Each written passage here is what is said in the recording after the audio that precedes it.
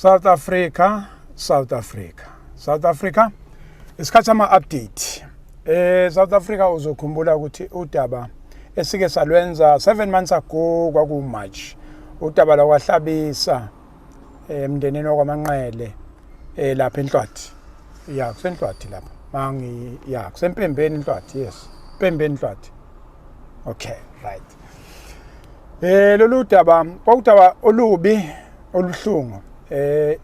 La usisi wathetha khona ingane esibhedlela waHlabisa.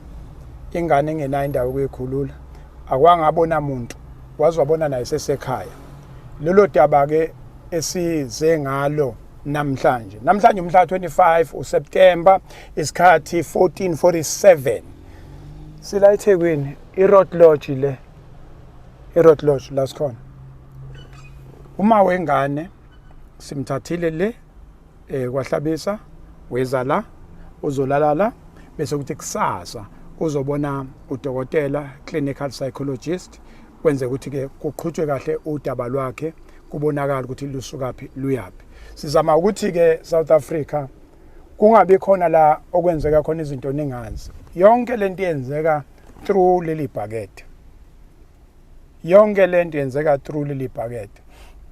Ukuthi usisakwazi ukusuke le kwaHlabisa ezela ezolala la avuke aye kudokotela bakhulume nodokotela libuye ibhakede limbuyisele kuphi le kwaHlabisa. So mhlambe ke singathi asizumveza ubuso. Uzokhuluma nje la emuva bese ke mhlambe ke simdedela futhi. Kodwa nje ukuthi wena njengomuntu osixhasayo from Ubuntu funding kufuneka wazi ukuthi kwenzekala. Dadewethu niyaphila? Tshela thina uhambe kahle?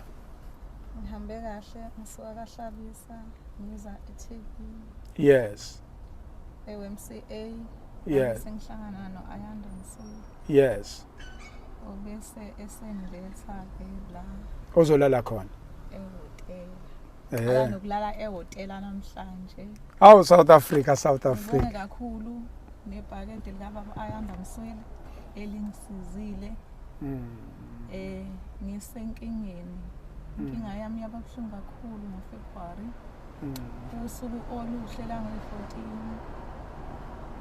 Ngalandelelwa, ngibonge nokulandelelwa baba Ayanda Msweli benommeli wakhe. Ngabonga ukuthi udaba lwami sebeqhubekile ngalo. Okusho ukuthi uhambo lwami luya phambili. Yes. Namhlanje kuyizi-25 September ngize ehotela.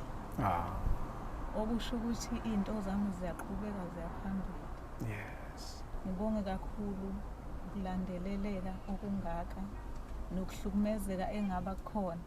Njengamanje sengiyathemba ukuthi ukuhlukumezeka kuzodlula emoyeni wami. Ngiyabonga kakhulu. South Africa siyabonga kakhulu, siyabonga. U10 nje ilo 10 owenza wonke lumehluko.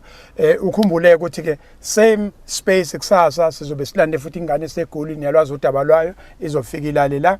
Kusasa same ekseni sizolanda umkhize eJolvet akwazi ukubona iclinical psychologist naye olokhu walimala ngo2011 kodwa into zakhe zimile. Kodwa ke uthe ummeli ufuna kabona udokotela kwenza ukuthi kuhlanganiswe kahle amaphepha.